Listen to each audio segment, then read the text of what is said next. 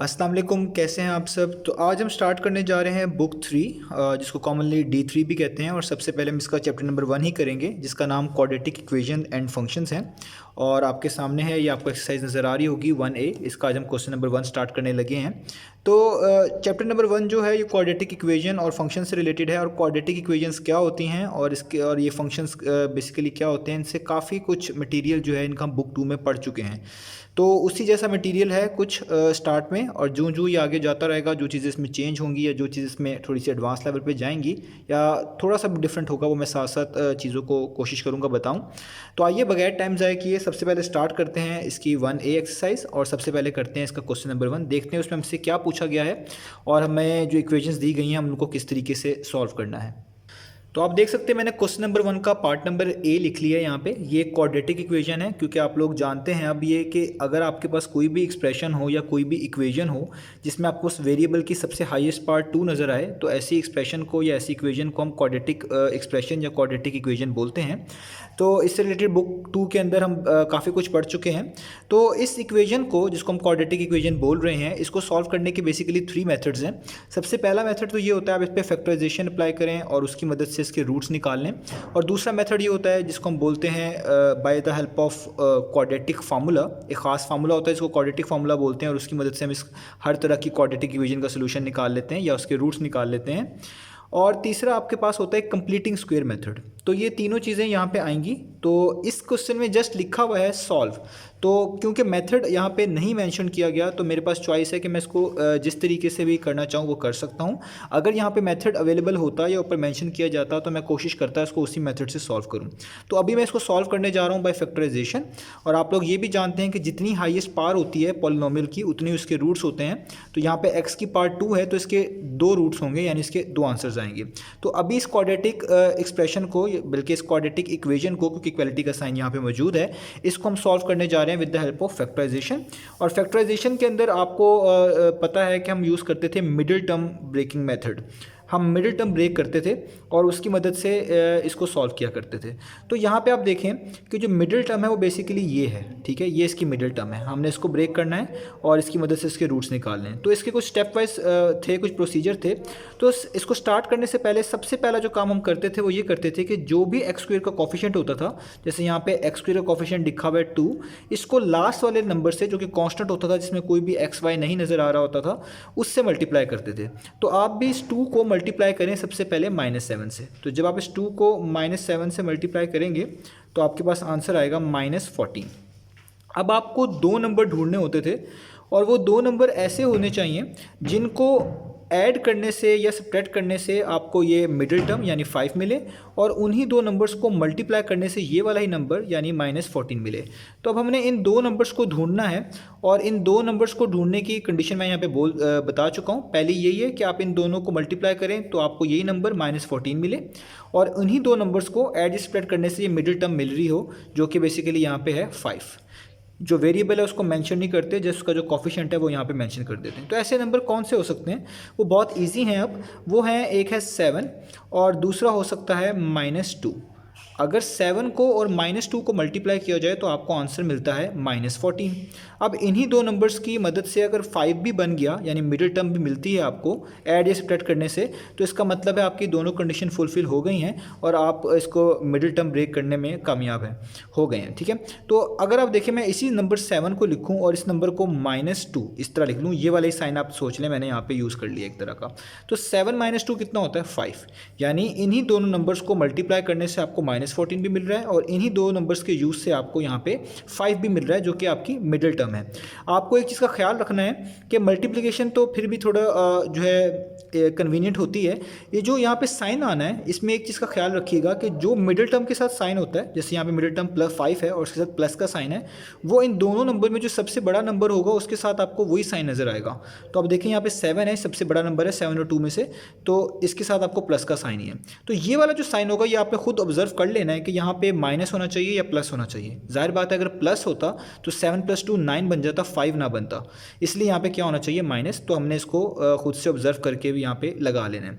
तो 2 नंबर मिल गए, एक नंबर मिला है 7 और अगला मिला है -2। आपने इन्हीं 2 नंबर्स को यहाँ पे लिखना है। कैसे? सबसे पहले आप लिखेंगे 2x², उसके बाद यहाँ से लिखना शुरू करेंगे +7x -2x और आगे लास्ट वाला नंबर -7 इक्वल 0। अब आपने इनको पेयर वाइज बेसिकली देखना है और इनमें कॉमन देखना है क्या है। तो 2x² में और 7x में कॉमन क्या है, यानी वो चीज़ जो मल्टीपल टाइम्स आ रही है या 2 बार अपीयर हो रही है। तो 2 और 7 तो ऐसा कोई नंबर नहीं है जो 2 और 7 को डिवाइड करे।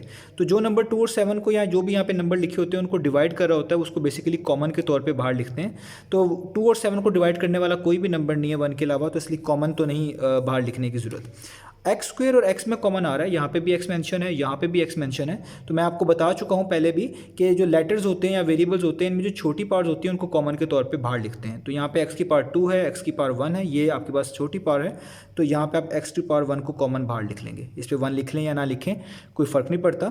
तो 2 वैसे ही आएगा क्योंकि कॉमन नहीं आया। आप इसको इस तरीके से कंसिडर कर लिया करें कि x की पावर 2 थी, एक x मौजूद है बाहर, तो एक x ही बचेगा यहाँ पे, तो इसलिए यहाँ पे एक x लिख लिया।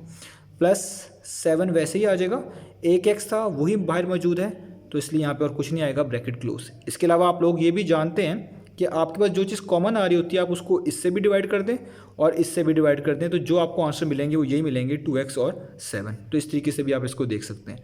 तो शॉर्ट करने के लिए और बताने के लिए मैं इसको इस तरीके से बोल देता हूँ। अब यहाँ पे 2x और 7 है, इन दोनों में कोई भी चीज़ कॉमन नहीं है। तो ऐसी जब आपके पास सिचुएशन है जहाँ पे कोई चीज़ कॉमन ना हो तो आपने साइन लिखना है जो यहाँ पे अवेलेबल है और 1 लिखना है, यानी उनमें सिर्फ 1 कॉमन है। ब्रैकेट्स 2x वैसे ही आएगा और ये क्योंकि बाहर माइनस है आप ब्रैकेट्स दोबारा से लगा रहे हैं, तो ब्रैकेट्स ओपन करते हुए वापस लगाते हुए साइन चेंज होते हैं। तो ये माइनस माइनस क्या हो जाएगा, प्लस, और यहाँ पे 7 आ जाएगा और इक्वल टू 0 7 वैसे ही आ जाएगा। अब जो चीज़ मल्टीपल टाइम होती है उसको एक मरतबा लिख लेते हैं। ये 2x + 7 यहाँ पे भी है, यहाँ पे भी है, इसको हम एक मरतबा लिख लेते हैं। ये भी एक तरह का कॉमन ही होता है इन दो टर्म्स के अंदर। और जो चीज़ इनके ब्रैकेट्स के बाहर लिखा होता है उनको मिलाकर एक दफ़ा लिख लेते हैं, यानी x और -1, तो यहाँ हो जाएगा x -1 और यहाँ 0 वैसे ही आ जाएगा। तो अगर कोई दो चीज़ों का प्रोडक्ट 0 के इक्वल हो, इसका मतलब होता है या तो ये 0 के इक्वल है या तो ये 0 के इक्वल है, तो इनको अलग अलग सॉल्व करना पड़ता है। तो या तो 2x + 7 0 के इक्वल है या फिर x - 1 0 के इक्वल है। तो यहाँ से अगर आप x की वैल्यू निकालना चाहें तो +7 वहाँ पे मूव करेंगे तो 0 - 7 हो जाएगा और 0 - 7 -7 होता है। 2 मल्टीप्लाई हो रहा है, इक्वेशन के दूसरी तरफ मूव कर लेंगे तो वहाँ जाके हो जाएगा डिवाइड, या आप दोनों तरफ 2 से डिवाइड कर लें तो भी बात ये है। तो एक रूट आ चुका है या आप कह लें एक आंसर आ चुका है इसका, ठीक है। इसी तरीके से यहाँ पे भी निकालना है, ये -1 को इक्वेशन के दूसरी तरफ मूव करेंगे तो 0 + 1 हो जाएगा और 0 + 1 1 ही होता है, तो ये इसका दूसरा रूट आ गया। तो आपको इसके सोल्यूशन मिल गए हैं। पहला जो इसका आपको रूट मिला है वो है -7/2 और जो दूसरा रूट मिला है वो आपको मिला है x = 1। यही इसके आंसर्स हैं। और इस चीज़ को आप मिक्स फॉर्म में भी लिख सकते हैं। तो मिक्स फॉर्म में अगर आप इसको लिखना चाहें तो आप इसको ऐसे इस तरीके से लिख सकते हैं कि आप लिख लें 2 नीचे वैसे ही लिखें, 2 3 टाइम्स 6 होता है और 6 में 1 प्लस करेंगे तो वो 7 बनेगा और ये वाला माइनस का साइन वैसे ही। तो ये भी आप इसको मिक्स फॉर्म के अंदर भी इसका आंसर कोड कर सकते हैं। तो इसके सोल्यूशन आ चुके हैं। या तो इसका आंसर आपके पास 1 होगा या फिर इसका आंसर ये मिक्स फॉर्म वाला अगर मैं मेंशन कर दूं तो ये होगा -3 1/2। यही हमने फाइंड आउट करके दिखाने थे। अब इसके चलते हैं किसी और पार्ट की तरफ। तो अब मैं इसका करता हूँ पार्ट नंबर बी। याद रहे मैं फैक्टराइजेशन से कर रहा हूँ इसको, मैंने अभी कोई भी क्वाड्रेटिक फार्मूला या कंप्लीटिंग स्क्वायर मेथड यहाँ पे नहीं लगाया है। सिंपल फैक्टराइजेशन है, उसी से मैं क्वेश्चंस कर रहा हूँ। तो यहाँ पे भी उसी तरीके से आप देख सकते हैं हमें मिड टर्म ब्रेक ही करनी पड़ेगी। तो जो x² के साथ कोफिशिएंट है उसको लास्ट वाले नंबर से आपको मल्टीप्लाई करवाना पड़ेगा। तो x² के साथ आपके पास लिखा हुआ है 4 और 4 को आप -6 से मल्टीप्लाई करवाएंगे तो 4 - 6 टाइम्स हो जाएगा -24। यानी आपको अब ऐसे दो नंबर चाहिए बेसिकली जिनको मल्टीप्लाई करने से ये वाला ही नंबर यानी -24 आए, और उन्हीं दो नंबर्स को ऐड या सब्ट्रैक्ट करने से, अभी मैं यहाँ पे कुछ ऐड या सब्ट्रैक्ट दोनों लगा रहा हूँ, करने से जो भी यहाँ पे साइन यूज़ करेंगे हम ऑब्जर्व करेंगे उससे ये मिडिल टर्म मिलनी चाहिए यानी -5 मिलनी चाहिए। इसका सोल्यूशन कैलकुलेटर से भी पॉसिबल है। अगर कैलकुलेटर अलाउ हो तो आप ये इक्वेशन पूरी टाइप कर सकते हैं उसके अंदर और वो आपको जल्दी से बता देगा कि इसकी मिड टर्म ब्रेक क्या हो सकती है। तो अगर आपके पास नहीं है तो आपको मैनुअली करनी पड़ेगी जिस तरह मैं अभी आपके सामने कर रहा हूँ। तो अब आप देखते हैं वो कौन से दो नंबर हैं जिनको मल्टीप्लाई करने से आपके पास 24 यानी -24 आना चाहिए, और उन्हीं दो नंबर्स के यूज़ के साथ आपको ये मिडिल टर्म -5 मिलनी चाहिए। ठीक है, तो अब आपने ये चीज़ फौरी जो है ऑब्जर्व करनी है, इनको फौरी मैनुअली जो है कैलकुलेट करना है। तो वो नंबर्स कौन से बन सकते हैं? तो 24 के लिए मैं कहता हूँ कि वो नंबर ये बनने चाहिए, यानी एक नंबर होना चाहिए 8 और एक नंबर होना चाहिए 3, क्योंकि मैंने -24 बनाना है तो मैं इसमें इस 8 के साथ क्या लगा देता हूँ, माइनस का साइन। मैंने 3 के साथ क्यों नहीं लगाया, मैं उसके बारे में एक चीज़ पहले भी आपको बता चुका हूँ, वो आपको इस स्टेप में आके मैं दोबारा बताऊँगा। अभी आप इसको जस्ट यहाँ से देखें, -8 को 3 से अगर आप मल्टीप्लाई करेंगे तो आपको -24 मिलेगा, क्योंकि प्लस माइनस माइनस ही होता है, वो वैसे ही आएगा और 8 3 टाइम्स 24 मिल जाएगा। अब इन्हीं दो नंबर के यूज़ से देखते हैं क्या हमें -5 मिलता है या नहीं मिलता। तो आप देखें, मैं अगर यहाँ पे लिख लूँ -8 ये वाले नंबर और उसमें प्लस कर दूँ ये वाला नंबर यानी 3, वही दो नंबर्स वही रहे हैं, यहाँ पे जो साइन की एलोकेशन है वो आपने देखनी है। तो यहाँ पे मैं माइनस नहीं यूज़ करूँगा, क्योंकि मैं प्लस यूज़ करूँगा, क्योंकि प्लस माइनस क्या होगा, माइनस। और 8 में से जब आप 3 माइनस करेंगे आपको आंसर मिलेगा 5, और साइन हमेशा बड़ी वैल्यू का जो कि 8 है उसके पीछे माइनस का साइन है, तो यहाँ पे आएगा -5। और यही आपकी मिडिल टर्म है जो आपको चाहिए थी, यानी आपको दो नंबर्स मिल गए जिनको मल्टीप्लाई करने से आपको -24 मिल रहा है, और इन्हीं दो नंबर्स को ऐड करने से, ठीक है, आपको क्या मिल रहा है, -5। अब इधर 8 के साथ क्यों माइनस लगाया, मैं आपको बता चुका हूँ। जो यहाँ पे मिडिल टर्म होती है उसके साथ जो साइन होता है ना, वो यहाँ पे जो सबसे बड़े नंबर होता है, सबसे इन दोनों में सबसे बड़ा नंबर होता है उसके साथ आ रहा होता है। तो 8 और 3 में सबसे बड़ा नंबर बनता है 8 और उसके पीछे क्या आता है, माइनस। तो इससे आपको काफ़ी जजमेंट हो जाती है कि अगर आपने नंबर सही चूज़ किए हैं तो अगर यहाँ 8 के साथ माइनस है तो दरमियान में भी दो ही चांस हो सकते हैं, या तो प्लस या तो माइनस। तो आपको जो सूट करेगा आपकी मिडिल टर्म के लिहाज से आप वो यहाँ पे लगाएंगे। तो यहाँ पे मैं माइनस तो लगा नहीं सकता था, क्योंकि माइनस लगाने से मुझे -5 ना मिलता। हाँ, प्लस लगाने से मुझे -5 मिल रहा था, तो इसका मतलब वो नंबर है -8 और 3। तो यही हम यहाँ पे लिखेंगे, हम लिखेंगे 4x²। वैसे पहला नंबर -8 वेरिएबल ये वाला ही x, दूसरा नंबर +3x, और आखिरी -6 = 0। ठीक है, और आप यहाँ पे देख भी सकते हैं -8 को 3 से करने से आपको -24 ही मिल रहा होगा, और -8 में +3 करने से -5x ही मिल रहा होगा। अब आपने फिर दोबारा इन दो में पहले पेयर और ये पेयर में और इस पेयर में कॉमन निकालना है। तो 4x² और 8x में आपको कॉमन देखना है। तो सबसे पहले नंबर्स की बात कर लें, तो 4 और 8 को जो डिवाइड करने वाला नंबर होगा वो भी कॉमन आएगा।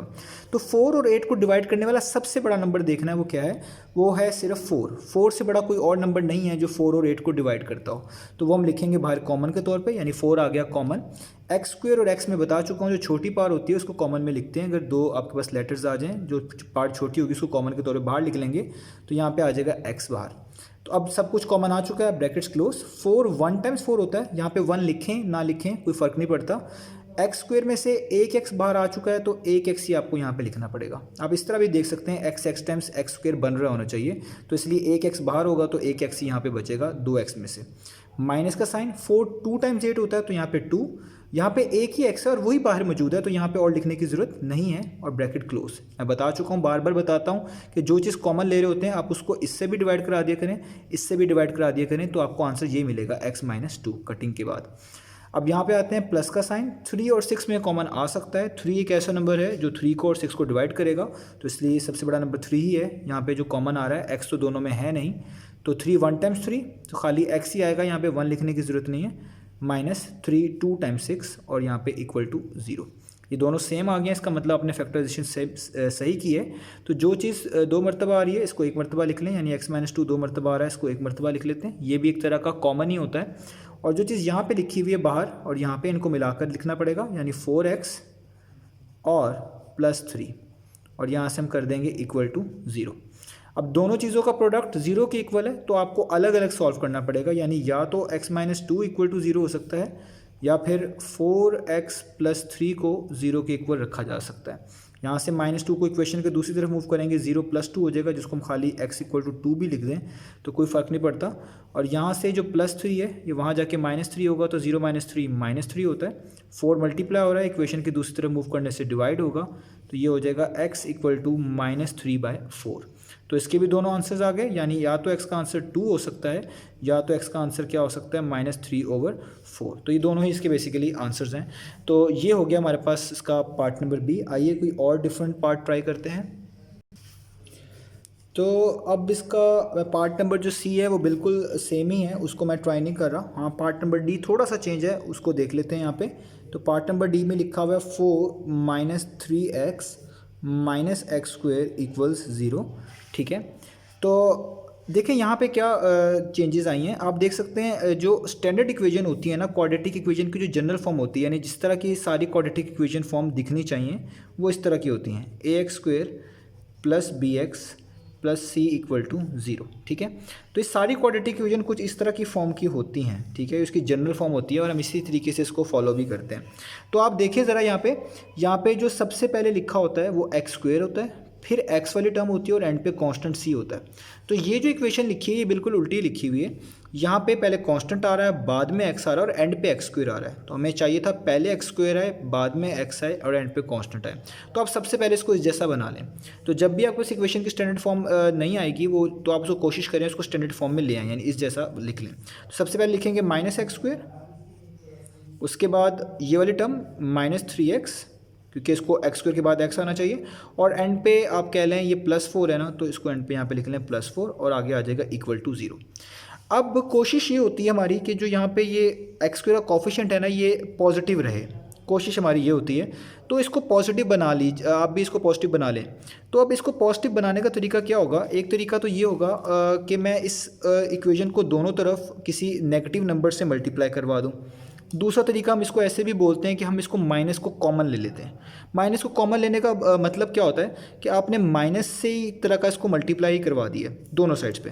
तो वो हम इस तरीके से फॉलो कर लेते हैं कि हम जो चीज़ यहाँ पे अगर माइनस आ जाए हम खुद से माइनस बाहर कॉमन लेते हैं, ब्रैकेट्स डालते हैं, तो यहाँ पे साइन बदल देते हैं।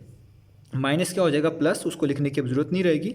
ये माइनस क्या हो जाएगा प्लस, ये प्लस क्या हो जाएगा माइनस, और यहाँ पे आ जाएगा इक्वल टू 0। ठीक है, तो अब हमने यहाँ पे जो माइनस है बाहर कॉमन लिया है। अब इसको हम यहाँ पे वापस अप्लाई भी करें तो ये चीज़ ही वापस मिलेगी। यानी एक तरह का हम कह लें ये चीज़ हमने बाहर निकाल ली है, इसको ब्रैकेट्स के बाहर रख लिए है, इससे कोई फ़र्क नहीं पड़ेगा। ये माइनस लिखा हो या -1 लिखा हो, इसका एक ही मतलब है। ठीक है, अब जो -1 है वो इस सब चीज़ से मल्टीप्लाई हो रहा है। जब वो इक्वेशन के दूसरी तरफ मूव होगा तो 0 से डिवाइड हो जाएगा, यानी 0 डिवाइडेड बाय -1 तो ख़त्म हो जाएगा, यानी 0 डिवाइड बाय -1 तो 0 हो जाएगा। तो आपको जस्ट ये इक्वेशन बचेगी X square plus 3x -4 equal to 0। तो ये फिर दोबारा आपके पास अब फैक्टराइजेशन से आपको करनी पड़ेगी। अब मैं सारी डिटेल्स नहीं बताऊंगा, मैंने पहले दोनों क्वेश्चन में वो दोनों डिटेल्स बता दी हैं। तो यहाँ पे डायरेक्ट मैं वो फैक्टर्स लिखूंगा, वो नंबर्स लिखूंगा जो इसकी मिड टर्म ब्रेक में हेल्प करेंगे। तो ऐसे दो नंबर्स चाहिए, यहाँ पे कुछ भी नहीं है एक्स के साथ, यानी 1 है। तो 1 को आप -4 से मल्टीप्लाई करेंगे तो -4 आएगा। यानी ऐसे दो नंबर्स चाहिए जिनको मल्टीप्लाई करने से -4 मिले और उन्हीं दो नंबर्स को एड स्प्रेड करने से मिडिल टर्म 3 मिले। तो वो बहुत आपके पास आसान है। वो नंबर होगा ये वाला। एक नंबर आपको लेना पड़ेगा 4x और दूसरा नंबर आपको लेना पड़ेगा जस्ट 1x, क्योंकि 4 1 टाइम्स 4 ही देंगे आपको, और 4 -1 क्या होगा 3। ये मैंने दो नंबर जो पिक किए हैं, एक 4 है और एक -1 है। 4 और -1, 4 -1 टाइम्स -4 ही होगा और 4 -1 3 भी होगा। ठीक है, और -4 वैसे ही आगे काम आप लोगों को जानते हैं। इनमें से कॉमन आ रहा है, x कॉमन आ गया तो x स्क्वेयर में से यहाँ पे x बचेगा, यहाँ पे 4 बचेगा। ये दोनों में से कुछ कॉमन नहीं है तो आपको बताया साइन लिखना है, 1 लिखना है, क्योंकि बाहर माइनस लिखा रहे हैं तो ब्रैकेट्स के अंदर साइन चेंज करने पड़ेंगे। माइनस माइनस प्लस, यहाँ पे आ जाएगा 0। तो जो चीज़ मल्टीपल टाइम्स आ रही है यानी x+4 उसको एक मरतबा लिख लेंगे, और जो ब्रैकेट्स के बाहर है इनको भी मिलाकर एक मरतबा। ये दोनों का प्रोडक्ट 0 के इक्वल है तो x+4 को अलग से 0 के इक्वल, x-1 को अलग से 0 के इक्वल। तो x का आंसर यहाँ पे आ जाएगा -4 जब +4 को वहाँ पे मूव करेंगे, और यहाँ पे -1 को भी जब वहाँ पे मूव करेंगे वो बन जाएगा +1। तो a का आंसर आ जाएगा +1। तो यानी x के आंसर आ चुके हैं, या तो x का आंसर -4 हो सकता है या तो x का आंसर +1 या सिंपल 1 हो सकता है। आइए अब इसका कोई और पार्ट भी देख लेते हैं। तो अब इसका पार्ट नंबर ई देखते हैं यहाँ पे। तो पार्ट नंबर ई है मेरे पास यहाँ पे x, यहाँ पे मल्टीप्लाई 3x -1 इक्वल टू 2। अब यहाँ पे भी आपको स्टैंडर्ड फॉर्म में इक्वेशन नहीं गिवन, तो आपको स्टैंडर्ड फॉर्म पहले बनानी पड़ेगी। स्टैंडर्ड फॉर्म अब यहाँ पे कैसे बनेगी? आपको जस्ट इन x को जो कि इस ब्रैकेट से मल्टीप्लाई हो रहा है, यानी x बेसिकली मल्टीप्लाई हो रहा है 3x और -1 से, आपको पहले इनको मल्टीप्लाई करवा देना है। जितनी सिंप्लीफिकेशन करेंगे उसके बाद ही आपको standard form of quadratic equation मिलेगी। तो x को 3x टाइम्स करें तो कितना हो जाएगा 3x स्क्वेयर, क्योंकि x टाइम्स x स्क्वेयर होगा, 3 साथ वैसे ही आ जाएगा। माइनस x 1 टाइम्स करें तो यहाँ पे आ जाएगा x, और ये इक्वल टू 2 यहाँ पे है। ये 2 जो है बेसिकली पॉजिटिव है, इसके साथ कुछ नहीं लिखा हुआ तो पॉजिटिव कंसीडर होगा। इसको भी यहाँ पे मूव कर लें, यानी +2 यहाँ पे आके क्या हो जाएगा बेसिकली ये हो जाएगा -2, या आप कह लें दोनों तरफ आपने -2 को सब्ट्रैक्ट करवा लिया तो भी यही बात आएगी। और यहाँ पे कुछ भी नहीं बचेगा यानी 0 बचेगा। अब ये इक्वेशन है। अब फिर से दोबारा आपको इसकी मिड टर्म ब्रेक करनी पड़ेगी। x के साथ 3 लिखा हुआ है और 3 को आपको इस लास्ट वाले नंबर से मल्टीप्लाई करना पड़ेगा। तो जो भी x का कोफिशिएंट होता है उसको लास्ट वाले नंबर से मल्टीप्लाई करते हैं तो 3 माइनस 2 टाइम्स कितना हो जाएगा, ये हो जाएगा -6। यानी आपको फिर से वो दो नंबर्स ढूंढने पड़ेंगे जिनको मल्टीप्लाई करने से यही -6 है, और उन्हीं दो नंबर्स को आप जब ऐड या सब्ट्रैक्ट करें तो आपको मिडिल टर्म मिले। अब मिडिल टर्म यहाँ पे x लिखी हुई है, यानी x के साथ जो कोफिशिएंट है वो खुद से 1 माना जाएगा, यानी आपको 1 चाहिए बेसिकली। तो ऐसे दो नंबर्स कौन से हो सकते हैं आपके पास, तो वो यहाँ पे मैं लिख देता हूँ। अब मैं चीज़ें बता चुका हूँ, उसको और डिटेल में नहीं लेके जा रहा। तो वो नंबर हो चुके हैं जिनको -6 चाहिए आपको। तो -6 के लिए आपके लिए वो बनाना पड़ेगा -3x और +2x। एक नंबर -3 और एक नंबर 2। -3 को 2 से मल्टीप्लाई करते हैं तो -6 आता है, और -3 में +2 करते हैं तो -1 आता है। ठीक है, तो इसका मतलब ये सही है। और आखिरी वाला नंबर -2 = 0। इन दोनों में से एक तो 3 है, दोनों में सेम है, एक वो कॉमन आ जाएगा। x² और x में से सिंपल x कॉमन आ जाएगा। यहाँ पे बचेगा x माइनस, और 3 भी बाहर कॉमन है, x भी बाहर कॉमन है, तो कुछ भी नहीं बचा यानी 1। ठीक है, प्लस यहाँ पे 2 कॉमन आ गया, x 2 1 टाइम्स 2 होता है तो 1 = 0। तो जो चीज़ सेम है वो एक मरतबा लिखेंगे और 3x + 2 को यहाँ पे बाहर वैसे ही लिख लेंगे। अब एक बार x - 1 को हमेशा की तरह 0 के इक्वल, और या तो ये 3x + 2 जो है 0 के इक्वल आ सकता है। तो यहाँ से x का आंसर आ जाएगा 1। ये +2 को वहाँ मूव करेंगे, ये -2 हो जाएगा। 0 - 2 -2 होता है, और यहाँ पे 3 मल्टीप्लाई हो रहा है, यहाँ जाके डिवाइड होगा तो एक आंसर आ जाएगा -2/3। आप ऐसे भी कह सकते हैं, दोनों तरफ 3 से डिवाइड कर दिया। तो पार्ट नंबर ई का भी सोल्यूशन हो चुका है। या तो इसका आंसर 1 हो सकता है या -2/3 हो सकता है। तो जो इसका एफ पार्ट है वो आप लोग खुद से ट्राई करें, मैं उसका आपको यहाँ पे जस्ट हिंट दे रहा हूँ। उम्मीद करता हूँ आप लोग खुद से ट्राई कर लेंगे। तो वो लिखा हुआ है 7 - 3x और x + 2 = 4। तो ये भी आपके पास क्वाड्रेटिक जो है इसकी जनरल फॉर्म नहीं है, यानी क्वाड्रेटिक की जो एक्सप्रेशन की जनरल फॉर्म होती है वो भी यहाँ पे नहीं मौजूद है। तो आपको यहाँ पे पहले वो बनानी पड़ेगी, यानी general form of quadratic expression जो होती है वो आपको यहाँ पे बनानी पड़ेगी। तो उसके लिए आपको पहले इनको मल्टीप्लाई करना पड़ेगा, और मल्टीप्लाई करने के बाद आप बिल्कुल एग्जैक्टली इसी फेज़ में आ जाएंगे और आपको ये सारी चीज़ें ऐसी परफॉर्म करनी पड़ेंगी। यानी आपको बेसिकली 7 को मल्टीप्लाई करना पड़ेगा x + 2 से, और -3x को मल्टीप्लाई करना पड़ेगा इस x + 2 से। यानी बेसिकली मल्टीप्लिकेशन है, और ये 4 वैसे ही रहेगा। 7 को भी x + 2 से, और इस -3x को भी अगली वाली टर्म यानी अगली वाली एक्सप्रेशन यानी x + 2 से। तो ये हो जाएगा 7x, 7 2 टाइम्स हो जाएगा 14। ये बिल्कुल सिंपल प्रोडक्ट जो है वो लिया है यहाँ पे मैंने। 3x को x टाइम्स करेंगे तो ये हो जाएगा 3x² प्लस माइनस माइनस, और 3x को 2 से करूँगा तो ये हो जाएगा 3 2 टाइम्स 6, और ये वाला x वैसे ही आएगा। और ये जो +4 है यहाँ पे, इसको भी इक्वेशन किस तरफ ले आएँ ताकि ये -4 हो जाए और =0 हो जाए। ठीक है, अब आप इस एक्सप्रेशन को सॉल्व कर लें। तो ये देखिए -3x² तो यहाँ पे जस्ट वैसे ही लिखा हुआ है, -6x भी वैसे ही लिखा हुआ है। इसके साथ मैं ये मिला लेता हूँ +7x, और ये नंबर्स हैं इनको एंड पे लिख लेता हूँ, यानी +14 और -4 = 0। ठीक हो गया। तो -3x² वैसे ही प्लस माइनस माइनस होता है आपके पास। ठीक है, और 7 में से आपको 6 माइनस करेंगे, यानी बेसिकली सिंपल x आएगा, या 1x लिख लें साइन बड़ी वैल्यू का, यानी +x आएगा। 14 - 4 आपके पास आ जाएगा बेसिकली 10 और =0। ठीक है, और यहाँ पे फिर से वही है कि आपके पास x का कोफिशिएंट जो नेगेटिव आ रहा है, इसको पॉजिटिव बनाना जो है मैंने आपको पार्ट नंबर डी में समझाया था कि आप जस्ट इस माइनस को क्या ले लें कॉमन। तो यहाँ पे जो चीज़ साइंस हैं वो जस्ट चेंज कर दें। यहाँ पे 3 हो जाएगा x², ये प्लस माइनस में हो जाएगा, ये प्लस भी माइनस में हो जाएगा और =0। और इसके बाद आपके पास ये जो माइनस है ये ख़त्म हो जाएगा वहाँ जाकर। ये जब आप इसको यहाँ पे मूव करेंगे ये ख़त्म हो जाएगा। तो आपके पास जो फाइनल इक्वेशन होगी वो मैं यहाँ पे लिख देता हूँ, वो होगी 3x² - x - 10 =0। तो यहाँ तक मैं आपको काफ़ी मैंने हद तक सॉल्व कर दिया है। इससे आगे जो इसके मिड टर्म ब्रेक है वो आप खुद से ट्राई करें ताकि आप लोगों की प्रैक्टिस भी हो, और अगर इसमें कोई इश्यूज़ आते हैं तो मुझे कमेंट सेक्शन में बताएं। तो ये था एक्सरसाइज 1A का क्वेश्चन नंबर 1।